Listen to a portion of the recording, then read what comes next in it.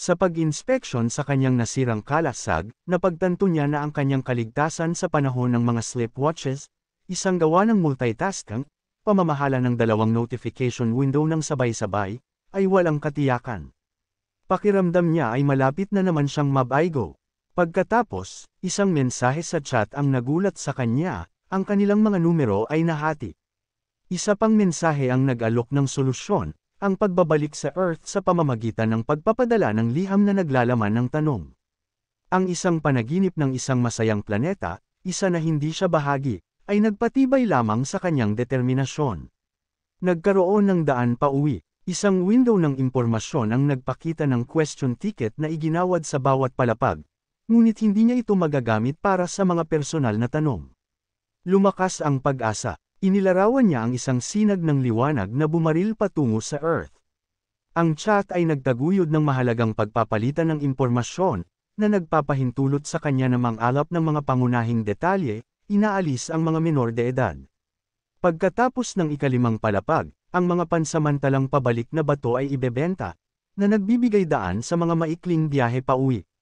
Ang isang napakalaking pagpapalawak ng system sa ikawalong palapag ay mag-aalok ng mga item para sa isang permanenteng pagbabalik.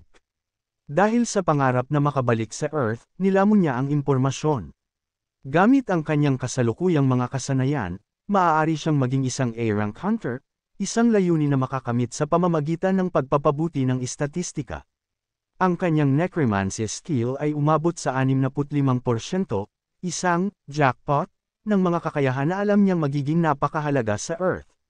Siya side, kinikilala ang mahirap na paglalakbay, kalahati pa lang niya sa ikalawang palapag, ang ikawalo ay malayong panaginip pa rin.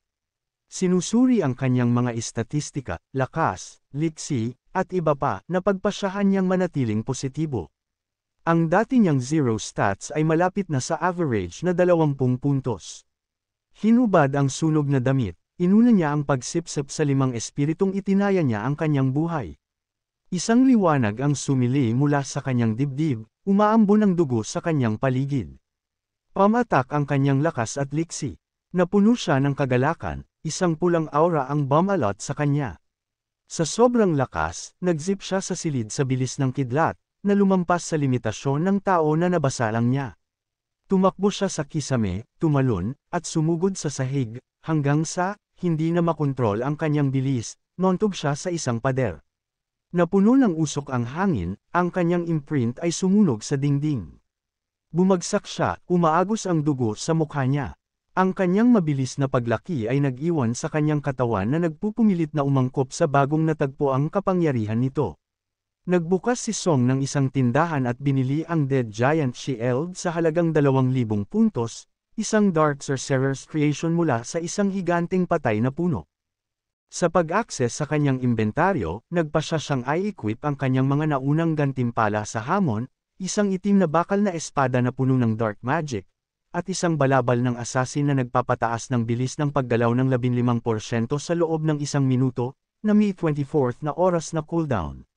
Matapos isuot ang gamit, pinag-isipan niya kung paano master ang kanyang bagong kagamitan bago ang susunod na hamon. Sa sobrang bilis, parang kidlat ang zipper niya sa paligid. Ang mga mata ay nakasunod sa likuran niya. Ibinaba niya ang kanyang espada, isang kumpiyansa na kislap sa kanyang mga mata. Siya ay magiging hindi mapigilan. Nalipat ang eksena sa isang tumutulo na kuweba. Lumabas ang kanta mula sa isang portal. Isang abiso ang nagpahayag ng kanyang pagpasok sa ikatlong palapag, isang tunggalian. Binaba ni Song ang kanyang hood, nakanganga ang kanyang bibig. Nakatayo sa isang baras ng liwanag, tumingala siya, nagtatanong sa kalikasan ng yungib.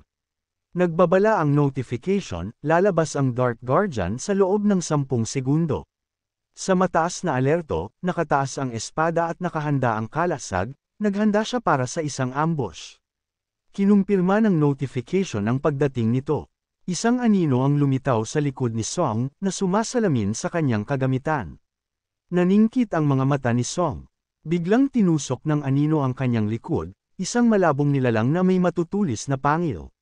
Sumalubong sa kanya ang matinding sakit, ngunit nanatili siyang nakatutok. Hinikayat siya ng abiso na talunin ang Dark Guardian. Tumabi siya, sinipa ang anino, pinatalbog ito sa pasukan ng kuweba. Nagkaharap sila. Na-activate ang kanta mabilis na pagbawi. Napagtanto niya na isang fraction ng isang segundo ay mas mabagal, ang kanyang gulugod ay nabasag. Napansin niya ang kakaibang poster ng Guardian, isang perpektong panggagaya sa sarili niyang tindig. May isang paraan lamang upang makumpirma ang kanyang mga hinala.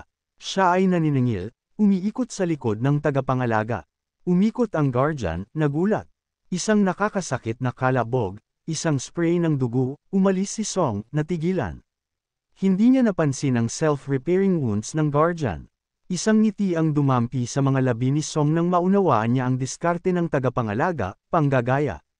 Sumakay ang Guardian. Itinaas ni Song ang kanyang kalasag, tumabi, at sumipa. Ginaya ng halimaw ang bawat galaw niya. Gumamit ng foot sweep si Song na pinalihis ang pag-atake ng Guardian. Pinindot niya ang kanyang kalamangan, alam kung paano kontrahin ang kanyang sariling mga diskarte. Walang tigil siyang umatake, umiiwas at tumalon pabalik. Pagkatapos, isang mas maliit, anino na figure ang sumugod, na tumama sa mukha ni Song. Isang kulog, napaatras silang dalawa, hiniwa ang leeg ni Song, gayunpaman, nakatayo siya, disoriented. Isang suntok ang dumaong, at sinimulan ng tagapangalaga ang pagsalamin sa mga naunang pag-atake ni Song. Sa sobrang pagkagulat, nagpumigla si Song na ipagtanggol. Ito ay hindi isang pagkakataon, ang tagapangalaga ay mabilis na umangkop. Tumalon siya palayo, nanunood ang Guardian. Nag-pause ang kanta, na nagpalabas ng matinding enerhiya. May lumabas na notification, Assassin's Cloak this skill activated, ang bilis ng paggalaw ay tumaas ng 15%. Mahigpit na nakatutok, alam ni Song na wala pang 1 minuto para tapusin ang laban na ito. Sinulyapan niya ang nagngangalit na halimaw, ang abiso ng countdown ay kumikislap na nagbabala. Sinugod ni Song ang kanyang kalaban, mabilis na isinara ang distansya. Isang suntok ang dumaan patungo sa kanya, ngunit mabilis siyang umiwas, pumwesto para sa isang ganting atake. Tinusok niya ang kanyang espada sa leeg ng nilalang, tinusok ito. Isang matagumpay na ngiti ang kumalat sa kanyang mukha nang ipahayag niya ang kanyang tagumpay, ngunit ang sigaw ng sakit ng halimaw ay biglang naputol. Sa isang iglap, naputol ang braso ni Song, lumipad sa gilid. Gulat na tinitigan niya ang dagwang tuod, ang sakit na nagmumula sa kanya. Bumuhos ang dugo mula sa sugat, at nakaramdam siya ng gulat nang makita niya ang kanyang mukha na may bahid ng pulang-pula. Gayunpaman, alam niyang hindi pa tapos ang laban. Nakatuon sa sakit, napagmasdan niya ang halimaw, halos gumaling na ito sa kanyang naunang pag-atake ngunit nanatiling tahimik. Ito ay malamang na nangangailangan ng mas maraming oras upang ganap na mabawi. Tinitigan niya ang kanyang naputol na kamay, nakilala ang isang panandaliang pagkakataon. Walang espada, tila manipis ang kanyang mga pagkakataon. Ang abiso ay nagpakita ng 15% positibong epekto, 11 segundo ang natitira. Ang desperasyon ay nagpasigla sa kanyang mga aksyon. Itinaas niya ang kanyang kalasag, isang huling pagsisikap. Mas mabuting lumaban kaysa maghintay sa kamatayan. Sumunod siya, sumisigaw ng battle cry. Ang halimaw, na nagulat sa kanyang determinasyon, ay umungol at umindayog.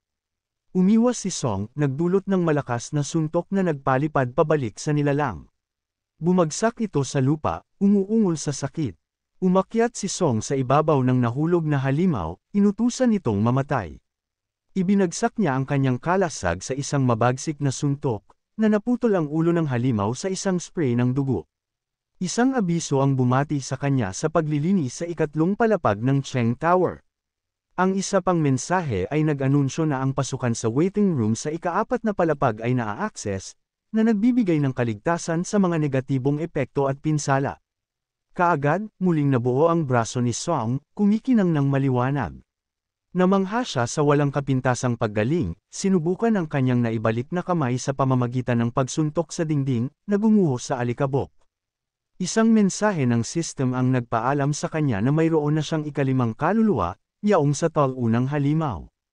Isang pulang ilaw ang kumurap.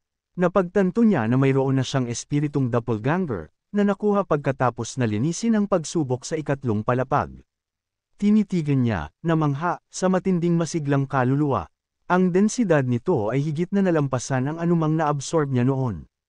Isang mensahe ng system ang nagpahayag ng kanyang necromancy skill na umabot na sa 100%, nakamit ang F-rank. Pagkatapos, ang mga natatanging katangian ng kanyang necromancy ay na-upgrade sa E-rango. Sa pagrepaso sa kanyang mga kasanayan at istatistika, nagulat siya nang matuklasan niya ang isang bagong kakayahan, sumisipsip ng mga kasanayan ng iba.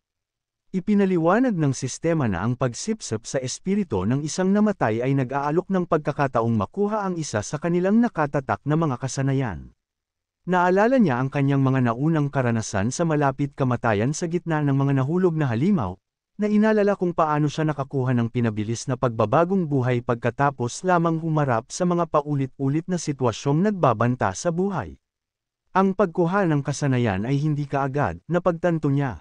Isang ngiti ang dumampi sa kanyang labi. Hindi niya akalain na magkaroon ng ganoon kalakas na kakaibang katangian. Hindi niya hahayaang mawala ang pagkakataong ito. Ang paglalarawan ay nagbanggit ng isang pagkakataon na makakuha ng isang kasanayan. Panahon na upang subukan ang kanyang kapalaran. Isang mensahe ng system ang lumitaw, na nagsasaad ng mataas na kahirapan ng ika-4 na palapag, 880 tagumpay sa 1508 na pagtatangka. He waved a hand dismissively at the screen. Ito ang kanyang ikatlong pagkakataon sa waiting room, parang bahay. Nag-click siya sa screen, sinusuri ang mga mensahe tungkol sa susunod na pagsubok. Ang ika-4 na palapag, natuklasan niya, ay may kasamang pinagsamang pagsubok. Iniskan niya ang mga mensahe, napansin ang mga komento ng ibang mga manlalaro.